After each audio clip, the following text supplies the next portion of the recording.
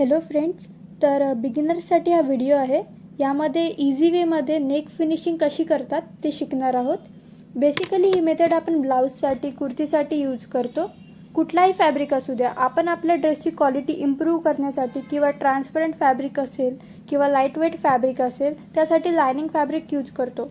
त्याला आपण अस्तर पण म्हणतो. मी सॅटिन फॅब्रिक घेतला आहे, जो की लायनिंग म्हणून यूज करणार आहे. सॅटिनची सरळ साईड आणि उलटी साईड लगेच समजून येते, कारण सरळ साईड ही स्मूथ आणि शायनिंग असते. तर नेक फिनिश करताना लायनिंगची जी सरळ साईड आहे ती खालच्या बाजूने असली पाहिजे आणि जो आपला मेन फॅब्रिक आहे त्याची सरळ साईड देखील खालच्या बाजूने प्लेस करून दोन्ही फॅब्रिक अटॅच करून घ्यायचं आहे. त्यानंतर डायरेक्ट सरळ न करता नेक बॉर्डरवरती कट देऊन आपण बोर्डाई सरळ सरळ करून पुन्हा एकदा दाब टीप मारून घ्यायची.